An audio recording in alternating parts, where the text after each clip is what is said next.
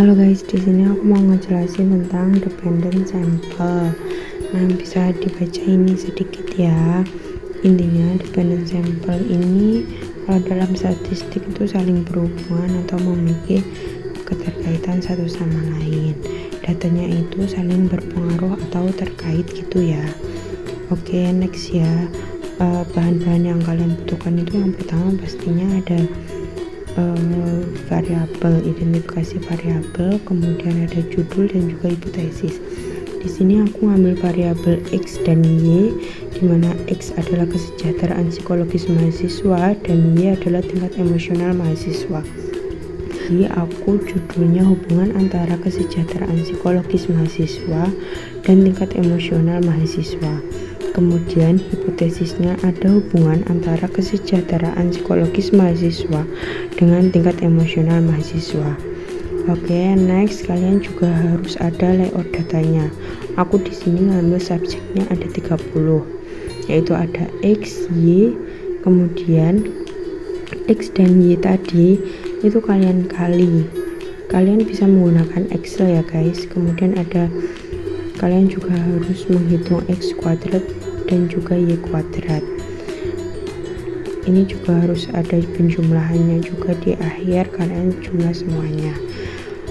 Oke, next ada rumus tentang RxY, dimana sigma N dalam kurang sigma X dan Y dikurangi sigma X dan juga sigma Y.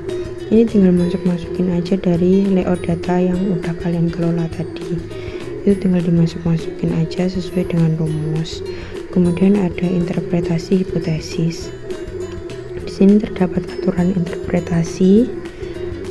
Apabila HOIF itu R lebih kecil daripada RA atau R lebih besar daripada RA.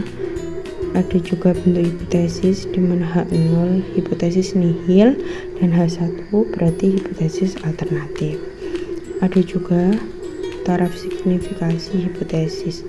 Ini udah aturan ya guys. Jadi taraf signifikasi 1% itu RA 0,4487 dan 5% nya 0,3949. Punya aku hasilnya R nya di 0,796, jadi lebih kecil ya. Nah, punya aku ini kesimpulannya menerima H1 dengan taraf signifikasi 1% sampai 5%, taraf kesalahan 1% sampai 5% dengan non-direksional. Hasil akhirnya ada aturan interpretasi menggunakan T. Ini juga sama, hasil dari rumus yang RxY tadi itu dikembangkan lagi, kayak dimasukin aja N dikurangi 2, berarti N tadi kan 30, berarti 30 kurangi 2 gitu. Sampai seterusnya. Ini juga ada 1 dikurangi R kuadrat, dimana R tadi punya aku 0,796 itu tinggal dikuadratkan, kemudian dikurangi 1 dikurangi 0,633, hasil dari pengkuadratan 0,796.